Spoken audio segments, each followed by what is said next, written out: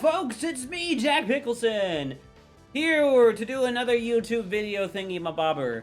I've got Rivals 2 with me, and hopefully everyone's having a fantastic time playing this game. I unfortunately will not be able to play it today. I gotta do the work thing. I'm still in work jail, but hopefully everyone has a blast with this.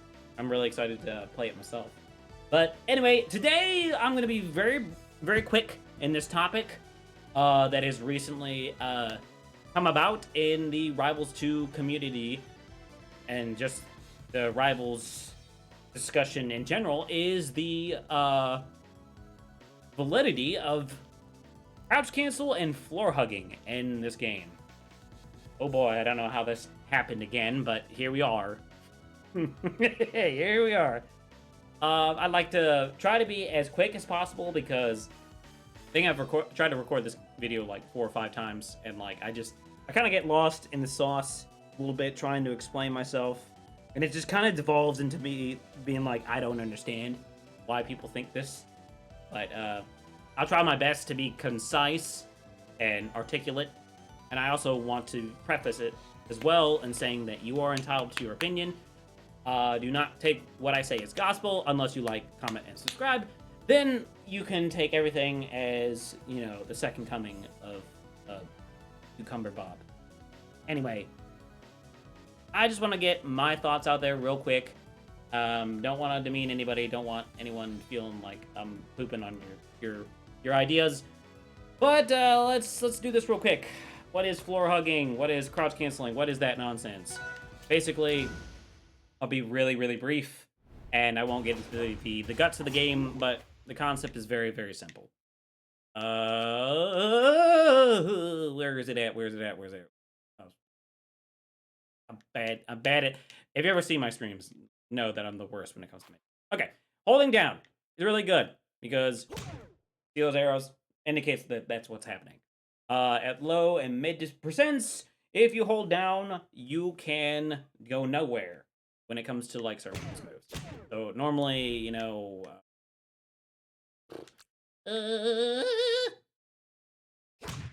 you do that, and that would pop you up for like some confirms, like maybe a like something like that, something simple and easy, or like, well, that wouldn't be true, but you get the point, you know.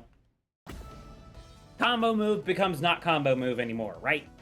And the general discourse is, I get hit, but I don't get reward. That sucks, right? And yeah, that does suck. I understand completely the frustration. And especially because it can happen at pretty high percents. I think that would be the best criticism of this mechanic. Like, if you said it lasts for too long, I would completely understand. Because, let's just do like a little, let's just suck at this menu again. God. Let's do a little experiment here. Let's see how long this goes on.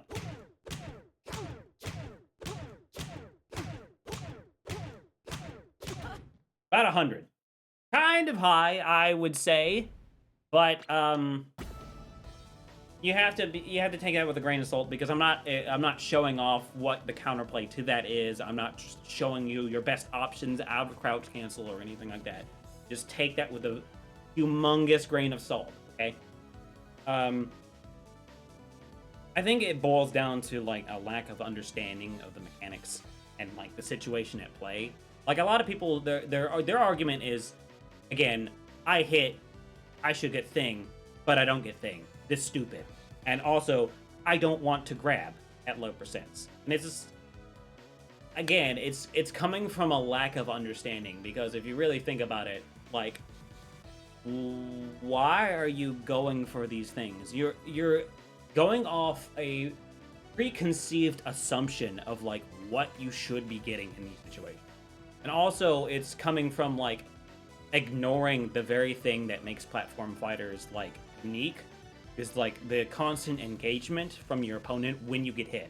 Because generally speaking, a lot of things in this game aren't true in the sense of like, hey, I got hit, I should get this. It's probable. It's more saying like, when you get a hit in this game, it's more probable this will happen, because you always have to take into account, where did I hit on the stage? What part of the hitbox? What is the angle naturally? what is my opponent going to do? Probably. Like, what percent they're at. Like, all these things contribute. Like, and what did I, like, condition my opponent to think I'm doing? Like, all these things are factored into one hit. So your confirm after that is also based on that. And it's a constant game. Kind of like, has anyone played Killer Instinct? Like, how, like, moves in, the filler in the combo has, like, 3 levels of, like, breaks. Basically, light, medium, and heavy. And there's, like, kind of still an engagement, like, while the combo is going on. And then there's, like, the layer of, like, a counter breaker, which breaks your breaker. And then, like, not doing... There's layers of it, and it's not exactly the same comparison. Because, I mean, there's no combo breaker. But, like, you get my point. Like, there's engagement. And at the base level, even without crouch cancel, you're still hitting a low knockback move at low percent. And you're thinking that you're going to get a combo out of it.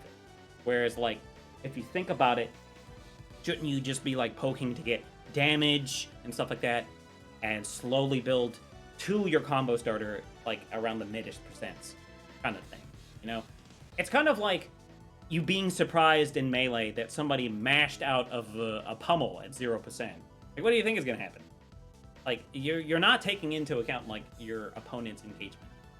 And also to the fact of, like, the removal of it and it being unnecessary. Moves in platform fighters are extremely fast. A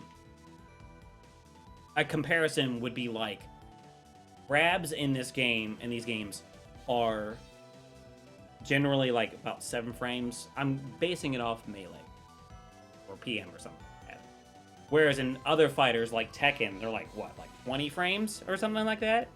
It's, well, actually, I think this is, yeah. Well, you get the point. Like the speed disparity between fighting games is pretty crazy when you think about it.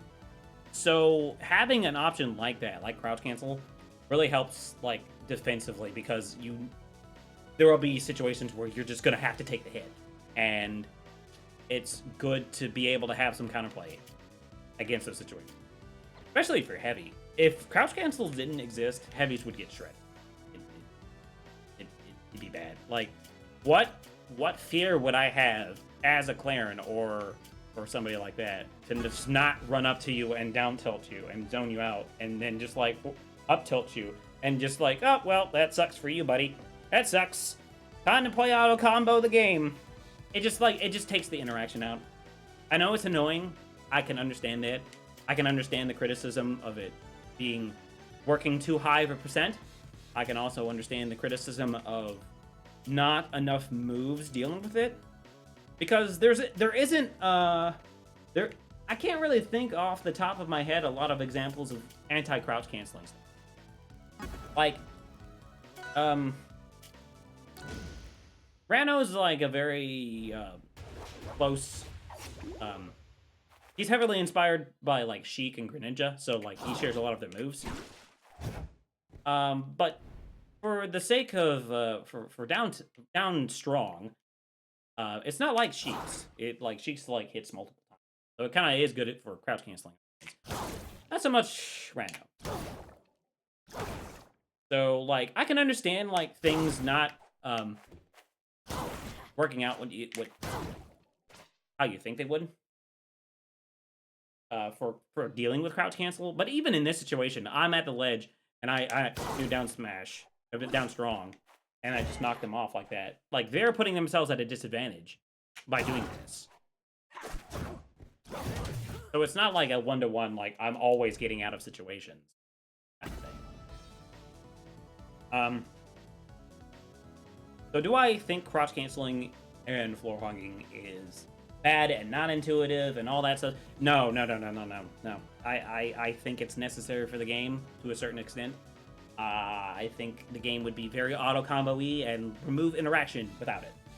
You'd have to change literally every single move in the game. Their knockback, their damage, their advantage on hit, their advantage on shield, their angles, everything to like accommodate, and then it wouldn't be the same game. Would feel like really chunky and I don't know. It'd feel like doo-doo. it probably feel like doo-doo. And yeah, I'm not about it. Not about it. And then for the idea of like not being intuitive for new players, I think that's also kind of weird point. Like there are arrows. They've made a visual cue of like what's going on. I'm so bad at menus. like true. It's not immediately clear as like what's going on, but you can see something is going on, you know? Like what the heck is going on here? And I think it opens the door for like casual to higher levels of play to like when you go down that logic trail. So I think it is a good thing. I think it's fine for players. They just have to ask the question.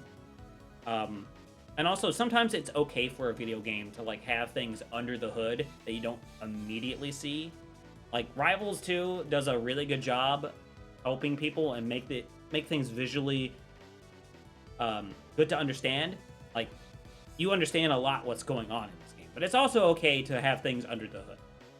But yeah, that's my thoughts. I think crouch canceling and floor hugging is fine. Just read a book or something. I don't know.